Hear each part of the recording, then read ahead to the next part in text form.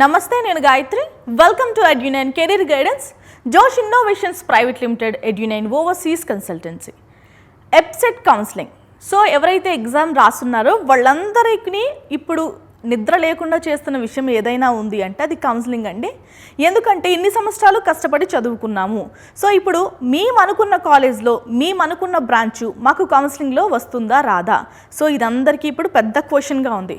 ఎందుకు అంటే వాళ్ళకి ప్రీవియస్ క్లోజింగ్ ర్యాంక్స్ కూడా వాళ్ళ క్యాస్ట్కి సంబంధించి కాస్త ఐడియా ఉండదు కాబట్టి చాలా హెసిటేషన్స్లో ఉంటారు. మీరందరూ ఏం చేస్తారంటే మన ఛానల్లో ఇప్పటికే ఏ కాలేజ్ యొక్క క్లోజింగ్ ర్యాంక్ క్యాస్ట్ ఆధారంగా చేయడం అయితే జరిగిందండి. మీరు సో ఆల్రెడీ కాలేజ్ సెలెక్ట్ చేసుకుని ఉంటారు. ఇప్పుడు సిబిఐటి అనుకోండి, సిబిఐటి ఎడ్యునైన్ కెరీర్ గైడెన్స్ అని టైప్ చేస్తే మీకు ఆ కాలేజ్ యొక్క క్లోజింగ్ ర్యాంక్స్ అన్ని బ్రాంచెస్కి సంబంధించి మీకు ఓపెన్ అవుతుంది. ఖచ్చితంగా ఓపెన్ చేసి చూడండి.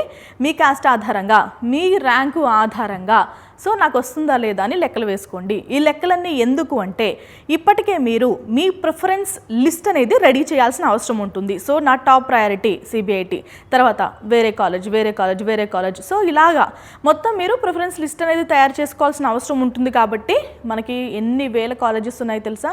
సో అన్ని వేల కాలేజెస్లో మళ్ళీ మనకి బ్రాంచెస్ కూడా పెట్టుకోవచ్చు. ఇప్పుడు సిఎస్సి పెట్టుకోవచ్చు, నెక్స్ట్ ఇమీడియట్గా ఈసీ పెట్టుకోవచ్చు, ట్రిపుల్ పెట్టుకోవచ్చు. కాబట్టి చాలా ఆప్షన్స్ అయితే మనకి వచ్చే అవకాశం ఉంటుంది. కాబట్టి మీరు ఏం చేస్తారంటే ఒక 200 లిస్ట్ అయితే రెడీ చేయండి.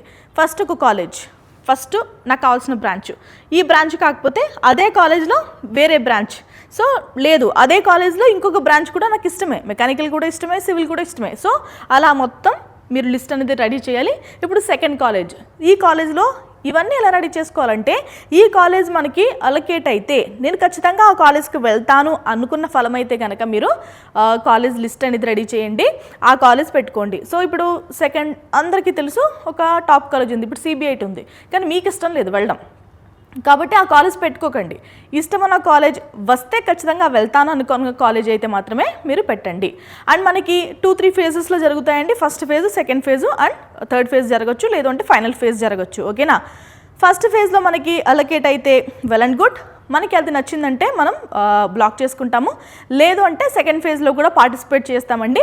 సెకండ్ ఫేజ్లో పార్టిసిపేట్ చేసినప్పుడు ఏమవుతుందంటే ఫస్ట్ ఫేజ్లో వచ్చిన కాలేజ్ని అలాగే ఉంచుకొని, అంటే మనం రిపోర్ట్ చేయాలి, ఫీజు కూడా పే చేయాల్సిన అవసరం ఉంటుంది. సో అది మన పేరు మీద బ్లాక్ అవుతుంది, మీరు బ్లాక్ చేసుకుంటేనే. ఓకేనా? ఫీజు పే చేయకపోతే బ్లాక్ అవ్వదు మన పేరు పైన. సెకండ్ ఫేజ్ కౌన్సిలింగ్కి అది షిఫ్ట్ అయిపోతుంది. ఇప్పుడు సెకండ్ ఫేజ్ కౌన్సిలింగ్ జరుగుతుంది కదా, ఈ ఫేజ్లో ఏం చేస్తారంటే ఫస్ట్ ఫేజ్లో వచ్చిన కాలేజ్ ఏదైతే ఉంటుందో ఆ కాలేజ్ పైన ఉన్న ఆప్షన్స్ అన్నీ మీకు నచ్చితే మళ్ళీ పెట్టుకోవచ్చు, కావాలంటే కొన్ని ఎడిట్ కూడా చేయొచ్చు, డిలీట్ చేయొచ్చు. ఓకే, ఇప్పుడు ఫైనల్ ఫేజ్ ఉంది. సెకండ్ ఫేజ్లో కూడా మీకు మంచి కాలేజ్ అనేది అలర్ట్ అయ్యింది. ఓకేనా? ముందు అలర్ట్ అయిన కాలేజ్ కంటే సెకండ్ ఫేజ్లో అలర్ట్ అయిన కాలేజ్ మీకు ఇంకా ఇష్టం, ఆ బ్రాంచ్ కూడా మీకు ఇంకా ఇష్టం. ఇప్పుడు ఏం చేయాలి అంటే ఇప్పుడు కూడా రిపోర్ట్ చేయాల్సిన అవసరం ఖచ్చితంగా ఉందండి. ఎందుకు అంటే రిపోర్ట్ చేస్తేనే ఆ సీట్ అనేది మీ పేరు పైన బ్లాక్ చేస్తారు. ఓకేనా? ఇప్పుడు మీరు ఇంకొంచెం బెటర్ ఆప్షన్స్ కోసం చూస్తున్నారు. ఓకేనా? సో ఇది రిపోర్ట్ చేసి థర్డ్ ఫేజ్ లేదంటే లాస్ట్ ఫేజ్ కౌన్సిలింగ్లో పార్టిసిపేట్ చేస్తున్నప్పుడు మీరు ఏవైతే ఈ కాలేజ్ మనకు వచ్చింది కదా, ఇది ఇంచుమించు ఒక 40వ కాలేజ్ అనుకోండి, 40వ కాలేజ్ కంటే ముందున్న ఆప్షన్స్ లాస్ట్ ఫేజ్ కౌన్సిలింగ్లో మనం పెట్టాలి. అప్పుడే మనకి 40 కంటే ముందున్న కాలేజ్ వస్తుంది. మీరు 40 కంటే కింద కాలేజెస్ పెట్టారనుకో ఈజీగా మనకి ఫైనల్ ఫేజ్లో మనకి ఆ కాలేజ్ అనేది వచ్చేసే అవకాశం ఉంటుంది. కాబట్టి కౌన్సిలింగ్ ప్రాసెస్ అనేది హార్ట్ అని చెప్పొచ్చు ఎంటైర్ ప్రాసెస్కి. వెబ్ ఆప్షన్స్ అనేది హార్ట్ అని చెప్పొచ్చు ఎంటైర్ కౌన్సిలింగ్ ప్రాసెస్కి. కాబట్టి వెబ్ ఆప్షన్స్ పెడుతున్నప్పుడు చాలా జాగ్రత్తగా, ఓపికగా అన్నీ కూడా లెక్కలేసుకుని మంచి కాలేజ్ వచ్చేలాగా పెట్టుకోండి. ఎందుకంటే లాస్ట్ ఇయర్ మనం మాక్ కౌన్సిలింగ్లో చూసాం, మంచి మంచి ర్యాంక్ వచ్చిన వాళ్ళకు కూడా కొన్ని కాలేజెస్ అసలు అలౌట్ అవ్వలేదు. సో మాకు కౌన్సిలింగ్ పెట్టడం వల్ల కూడా చాలామంది విద్యార్థులకి హెల్ప్ అయింది. అది ఇంకా మనకి కంటిన్యూ అవుతుంది. ఈసారి కూడా మీరు ట్రై చేయండి.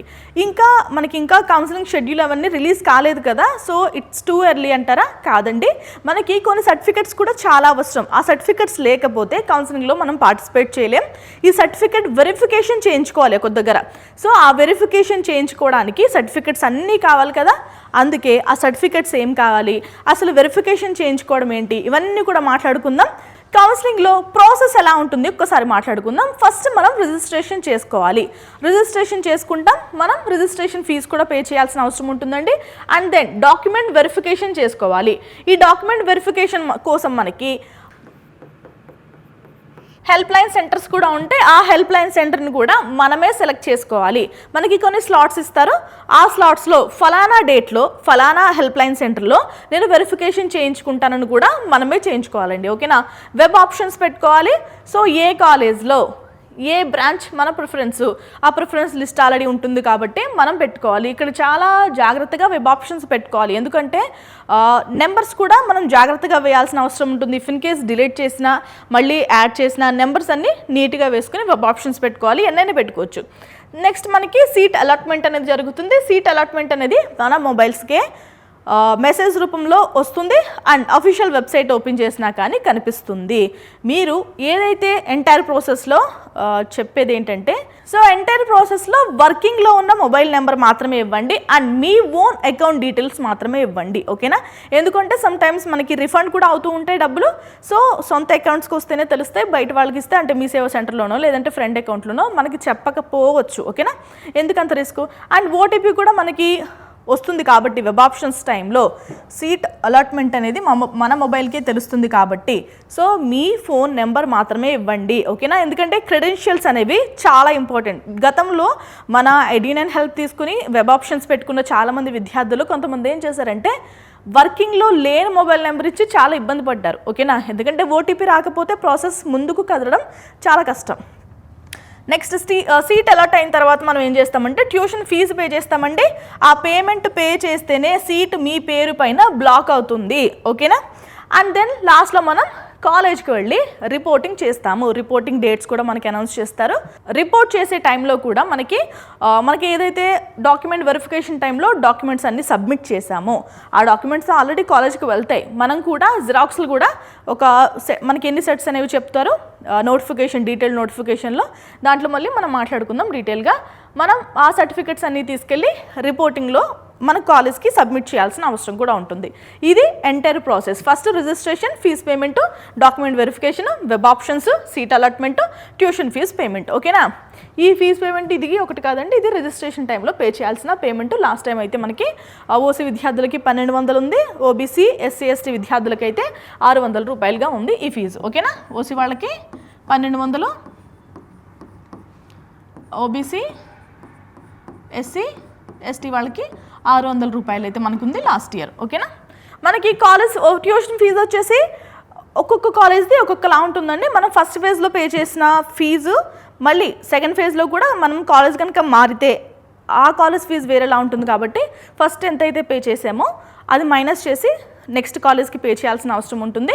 సో ఫైనల్ ఫేజ్లో ఇంకా బెటర్ కాలేజ్ వస్తే ఫీజు ఇంకా ఎక్కువ ఉంటే కనుక ఇక్కడ ఏదైతే ఫీజు అనేది పే చేసామో ముందు ఆ ఫీజు మైనస్ చేసి మిగిలిన ఫీజు అనేది పే చేయాలి. ఫీజు అయితే కంపల్సరీ పే చేయాలండి. ఓకేనా, మీరు కనుక మొత్తం ఎంటైర్ ప్రాసెస్ నుంచి క్విట్ అయితే కనుక ఈ ఫీజు అంతా మనకి వెనక్కి ఇచ్చేస్తారు, నో ప్రాబ్లం. ఓకేనా, రైట్. ఇక డీటెయిల్ నోటిఫికేషన్ చూపిస్తూ ఎక్స్ప్లెయిన్ చేద్దాం అనుకుంటున్నాను. 2025 నోటిఫికేషన్. మనకి ప్రతి సంవత్సరం కూడా వెబ్సైట్కి సంబంధించి కొత్త వెబ్సైట్ అయితే రిలీజ్ చేస్తూ ఉంటారు.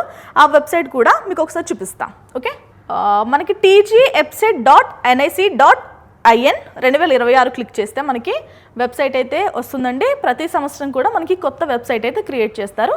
ఓకేనా, మనకి ఇక్కడ download off rank card is enabled for engineering and agriculture and pharmacy A&P streams for TG website 2026 on 17/5/2026. ఓకేనా, మనకి ఎవరైతే ర్యాంక్ కార్డ్ ఇంకా డౌన్లోడ్ చేసుకోవాలో వాళ్ళు ఖచ్చితంగా డౌన్లోడ్ చేసుకోండి. ఇది తీసేస్తే మీకు మళ్ళీ ఇబ్బంది అయ్యే అవకాశం ఉంటుంది. ఆల్రెడీ డౌన్లోడ్ చేసుకునే ఉంటారు. ఓకేనా, డౌన్లోడ్ చేసి పెట్టుకోండి, ఎందుకంటే కౌన్సిలింగ్లో మనకి అవసరం వస్తాయి. సో అఫీషియల్ వెబ్సైట్లో ఇలా ఉంటుంది. ఇక్కడ మనకి కనిపిస్తూ ఉంటాయి. ఇక్కడ మనకి కౌన్సిలింగ్ డేట్స్ నోటిఫికేషన్ రిలీజ్ చేసినప్పుడు కూడా మనకు కనిపిస్తాయండి. ఓకేనా, ఏదైతే కొత్తగా ఉంటుందో అవన్నీ కూడా డిస్ప్లే అవుతాయి. అప్పుడప్పుడు చెక్ చేస్తూ ఉండండి. ఓకే, నా దగ్గర పాత నోటిఫికేషన్ ఉంది 2025కి సంబంధించి. ఒక్కసారి నేను దాన్ని ఓపెన్ చేసి మీకు ఎక్స్ప్లెయిన్ చేసే ప్రయత్నం చేస్తాను. ఓకేనా, ఇది 2025కి సంబంధించిన డీటెయిల్ నోటిఫికేషన్. దీంట్లో డేట్స్ వేరేగా ఉంటాయి. ఆ డేట్స్ ఈ డేట్స్ ఒకటి కాదు, డేట్స్ మళ్ళీ మనకి అనౌన్స్ చేస్తారు. మొత్తం ప్రాసెస్ అంతా కూడా 2 monthsలో కంప్లీట్ అయిపోద్దండి. 2 months అంటే మీకు 2 months టైం ఇవ్వరు. మనకి నోటిఫికేషన్ రిలీజ్ చేసి కౌన్సిలింగ్ ప్రాసెస్ అంతా కంప్లీట్ అయ్యి మీరు కాలేజ్లో రిపోర్ట్ చేయడానికి మనకి జూన్ జూలై వరకు టైం అయితే పట్టే అవకాశం ఉంది. 1 వీక్లో మనకి కౌన్సిలింగ్ సంబంధించిన డేట్స్ అయితే కూడా అనౌన్స్ చేస్తారు. ఈ నోటిఫికేషన్స్ మనం ఆల్రెడీ ఎక్స్ప్లెయిన్ చేసుకున్నామంటే మన ఛానల్లో వీడియోస్ ఉంటాయి. మన ఛానల్లో మీకు ఏ వీడియో కావాలన్నా అవైలబుల్గా ఉంటుంది. ఇది మనం లాస్ట్ టైం చేసిన video. TG website 2026 counselling complete guide registration document seat allotment. అలా అని కాకుండా మీరు ఏం కావాలన్నా లాస్ట్లో ఎడ్యునైన్ అని కనుక టైప్ చేస్తే ప్రతి వీడియో డిస్ప్లే అవుతుంది. ఈ వీడియో కూడా ఒకసారి చూసే ప్రయత్నం చేయండి, నేను ఎండ్ కార్డ్లో పెడతాను. ఎందుకు ఓకేనా? ఇక్కడ మనం పూర్తిగా ఎక్స్ప్లెయిన్ చేసుకున్నాం. సేమ్ ఇప్పుడు కూడా కొత్త నోటిఫికేషన్ 2025కి సంబంధించిన నోటిఫికేషన్ చూపించి ఎక్స్ప్లెయిన్ చేస్తానండి. ఇది వచ్చేసి ఒక స్టూడెంట్ క్రెడెన్షియల్స్ తీసుకుని నేను ఎక్స్ప్లెయిన్ చేశాను. సో ఒక్కసారి చూద్దాం. స్టూడెంట్ క్రెడెన్షియల్స్ తీసుకుని ఎలా ఓపెన్ చేశాను, ప్రాసెస్ ఎలా ఉంటుంది, ఇదంతా కూడా నేను మాట్లాడడం జరిగింది. ఖచ్చితంగా ఈ వీడియో కూడా చూడండి ఓకేనా? ఇది ఇంకా మీకు లైవ్ ఎగ్జాంపుల్గా ఉంటుంది. ఓకే, ఇక్కడ ఎలా టైప్ చేసుకోవాలి ఏంటి అంతా కూడా తెలుస్తుంది. ఓకేనా? ఖచ్చితంగా చూసే ప్రయత్నం చేయండి. రైట్, ఇక మనం నోటిఫికేషన్ గురించి మాట్లాడుకుందాం. మనకి tgwebsite.nic.in అయితే వెబ్సైట్ అండి. సో మీరు ఖచ్చితంగా అప్పుడప్పుడు చెక్ చేస్తూ ఉండండి ఓకేనా? దీంట్లో మనకి డీటెయిల్ షెడ్యూల్ అయితే రిలీజ్ అవుతుంది. దాంట్లో మనం ఏం చేయాలంటే డేట్స్ ఒకసారి మర్చిపోండి. Okay, online filling of basic information, payment of processing fee and slot booking for selection of heads LC and date time to attend for certificate verification for already slot booked candidates. Second process ఇది. దీనికి కూడా మనకి dates ఇస్తారు. Exercising options after certificate verification. Next process ఏంటి? Freezing of options.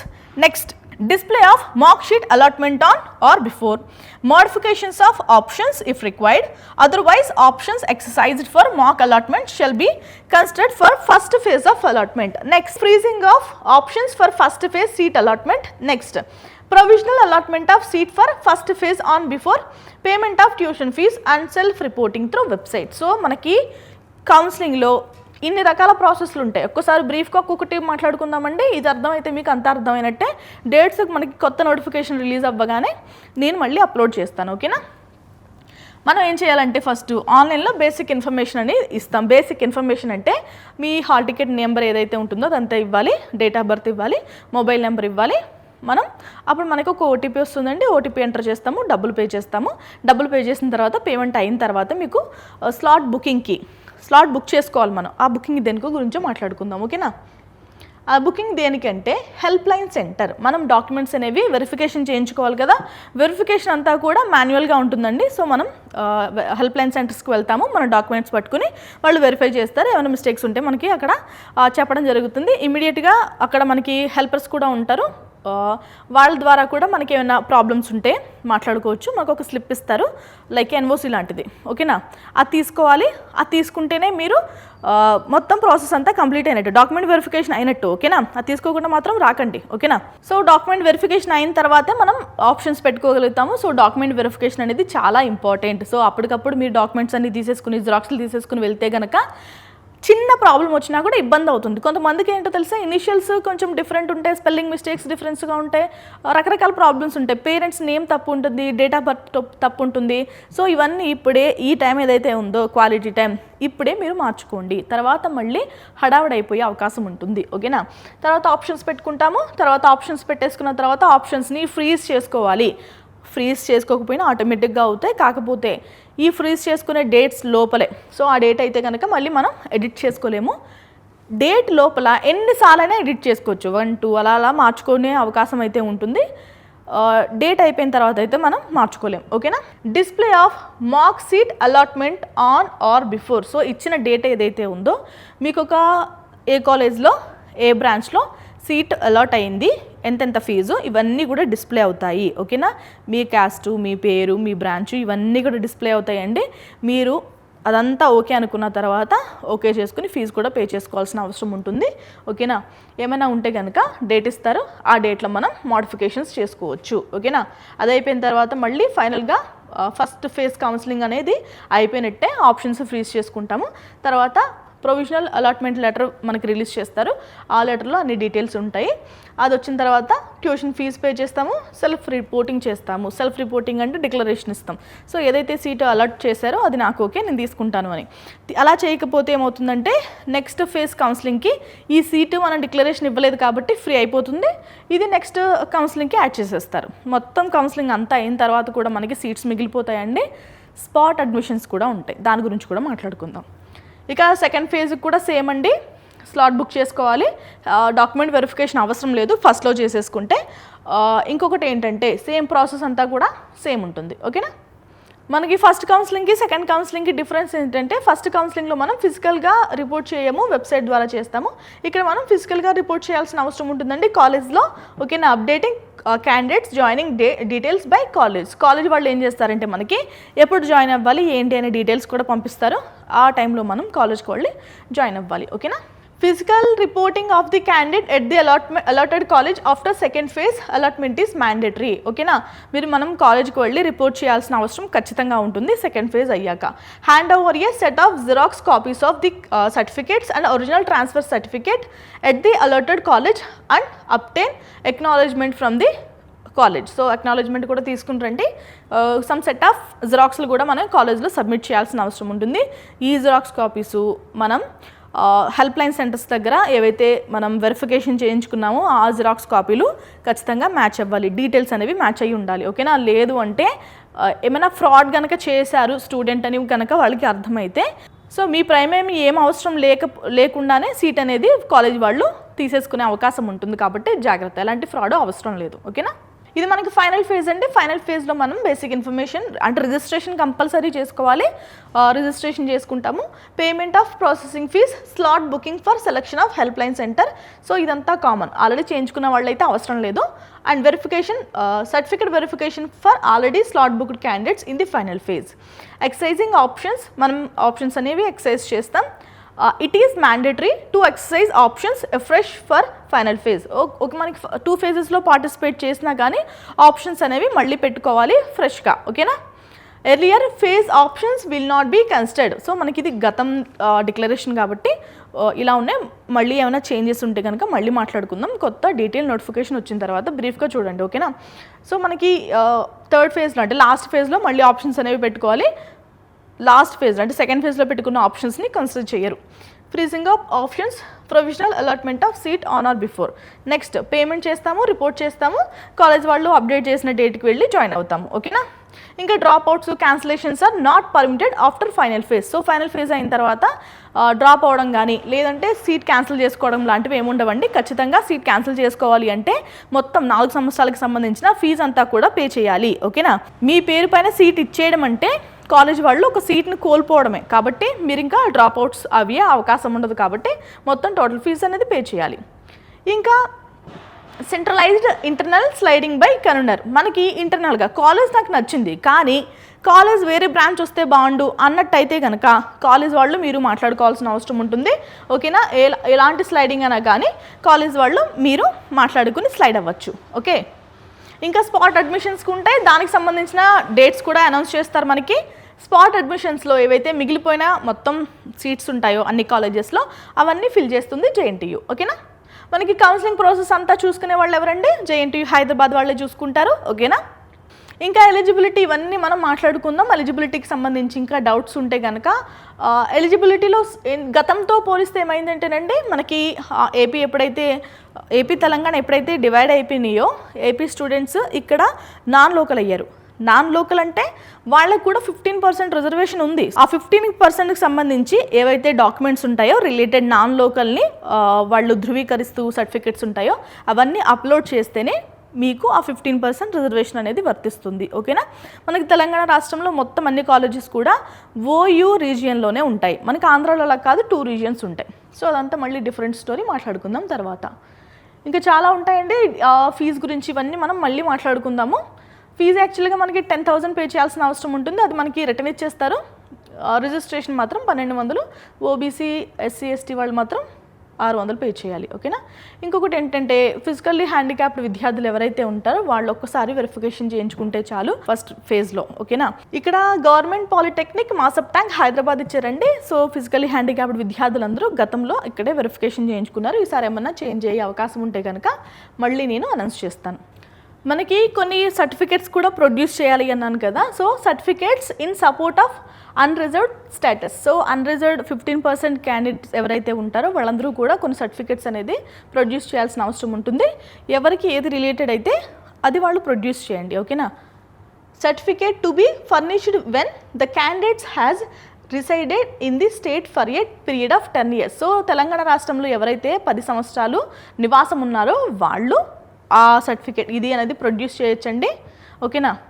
ఇంకా certificate to be furnished when either of the parents of the candidate has resided in the state for 10 years.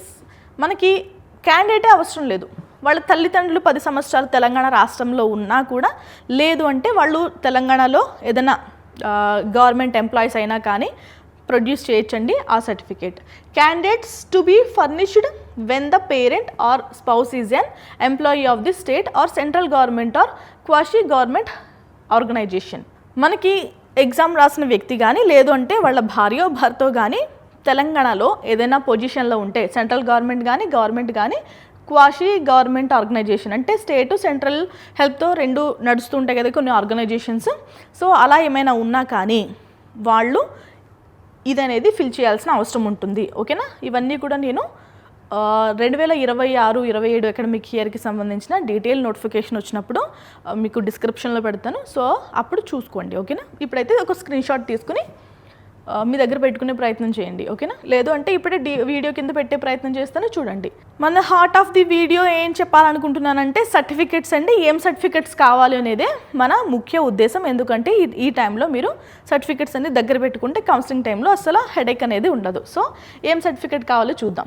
All original certificates and 2 sets of xerox copies of the following. అన్ని original certificates పెట్టుకోవాలి, xerox copies కూడా పెట్టుకోవాలి. TG website 2026 rank card. ఎవరైనా rank card download చేసుకోకపోతే download చేసుకోండి. TG website 2026 hall ticket, Aadhaar card, SSC or it's equivalent marks memo, intermediate or it's equivalent memo come pass certificate. So 6th class to intermediate or it's equivalent study certificate, TC, income certificate issued on or after 1/1/26 by competent authority if applicable. EWS income and asset certificate issued by the Tahsildar valid for the 26-27 if applicable. If applicable అంటే అందరికీ EWS certificate అవసరం లేదు. ఎవరైతే ఓసీలో economically weaker section ఉంటారో వాళ్ళందరూ కూడా ఖచ్చితంగా EWS quota 10% ఉంది కదా. సో ఆ 10% కోటా కోసం EWS income certificate, asset certificate produce చేయాల్సిన అవసరం ఉంటుంది ఓసీ విద్యార్థులు. ఇంకా ఇన్కమ్ సర్టిఫికేట్ కూడా ఇప్పుడే తీసుకోండి, అది కూడా ఫ్రెష్దై ఉండాలి, జనవరి తర్వాతది. ఓకేనా. టీసీ ఇంటర్మీడియట్ అయిపోయింది కాబట్టి కాలేజ్కి వెళ్ళి టీసీ తీసుకున్నారు చాలామంది, తీసుకోండి. ఇంకా 6th class నుంచి ఇంటర్మీడియట్ వరకు స్టడీ సర్టిఫికేట్. మీరు 6th class ఒక చోట, ఇంటర్ ఒక చోట, రకరకాల ప్లేస్లో చదువుతూ ఉంటారు, అవన్నీ కూడా మీరు గ్యాదర్ చేసుకోవాలి. ఓకేనా. ఎస్ఎస్సి మనం మార్క్స్ మెమో తీసుకోవాలండి. ఆధార్ కార్డులో ఎలాంటి తప్పులు లేకుండా చూసుకోండి. ఆధార్ కార్డులో ఏదైతే ఫోన్ నెంబర్ ఉందో ఆ ఫోన్ నెంబర్ వర్కింగ్లో ఉండాలి. ఓకేనా. ఇక hall ticket, rank card. Okay. మిగిలిన డీటెయిల్స్ చూద్దాం. Caste certificate issued by the competent authority if applicable. So caste certificate తీసుకోవాలి. ఇది ఓసీ విద్యార్థులకు ఉండదు, మిగిలిన అందరు విద్యార్థులు కూడా క్యాస్ట్ రిజర్వేషన్స్ కోసం ఖచ్చితంగా తీసుకోవాలి.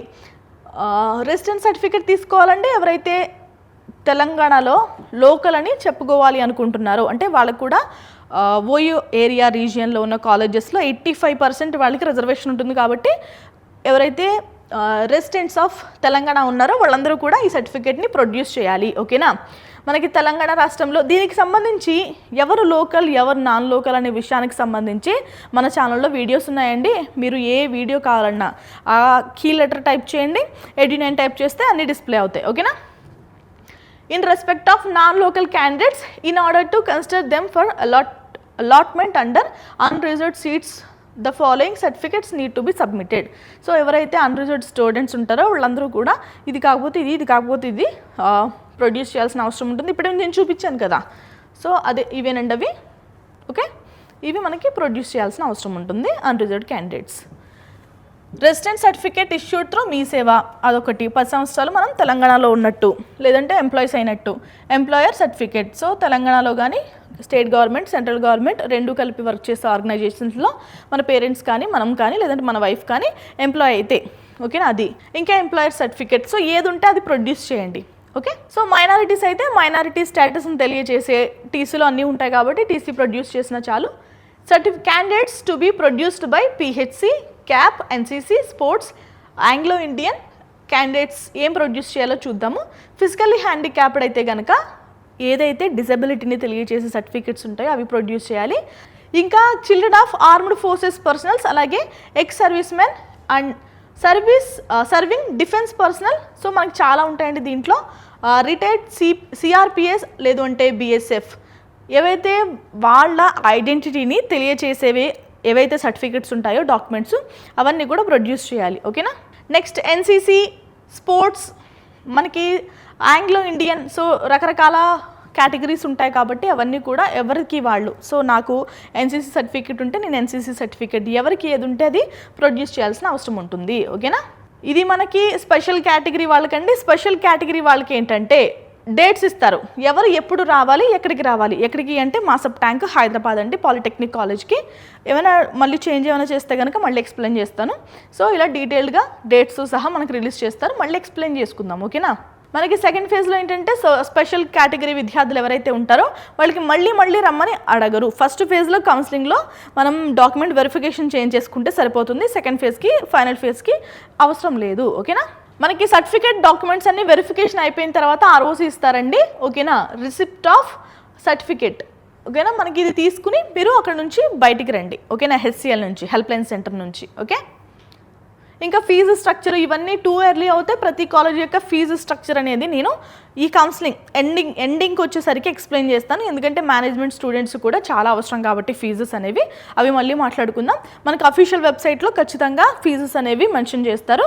ఏదైతే అలాట్మెంట్ లెటర్స్ ఉంటాయో కూడా దాని మీద కూడా ఫీజెస్ వచ్చేసే అవకాశం ఉంటుంది ఓకేనా, ఎవరెంత పే చేయాలి ఏంటి అనేవి. మనం ఏంటంటే ప్రింట్అవుట్ తీసుకోవాల్సిన అవసరం ఉంటుందండి. Final options saved for reference, so మనం ఏదైతే ఆప్షన్స్ని సేవ్ చేస్తామో దాన్ని మీరు ప్రింట్అవుట్ అయితే తీసుకోండి ఓకేనా. సో మొత్తం ప్రాసెస్ అంతా ఇంచుమించుగా ఒకేలా ఉంటుంది. గతంకి ఇప్పటికీ కాస్త డేట్స్ మారుతాయి, ఏమైనా ప్రాసెస్లో చిన్న చేంజెస్ ఉంటే మళ్ళీ మాట్లాడుకుందాం ఓకేనా. ఇది నేను డిస్క్రిప్షన్లో పెట్టే ప్రయత్నం చేస్తాను, ఒక్కసారి డౌన్లోడ్ చేసుకుని డీటెయిల్డ్గా చదువుకోండి ఓకేనా. ఇది చదివినా ఓకే, లేదంటే కొత్తది వచ్చిన తర్వాత అది చదువుకుంటాను అన్నా కూడా ఓకేనా. సో ఇదండి కంప్లీట్ గైడ్ మనకి కౌన్సిలింగ్ సంబంధించి. రిజిస్ట్రేషన్ దగ్గర నుంచి కాలేజ్కి వెళ్ళి రిపోర్ట్ చేసేదాకా ప్రాసెస్ అంతా ఇలాగే ఉంటుంది.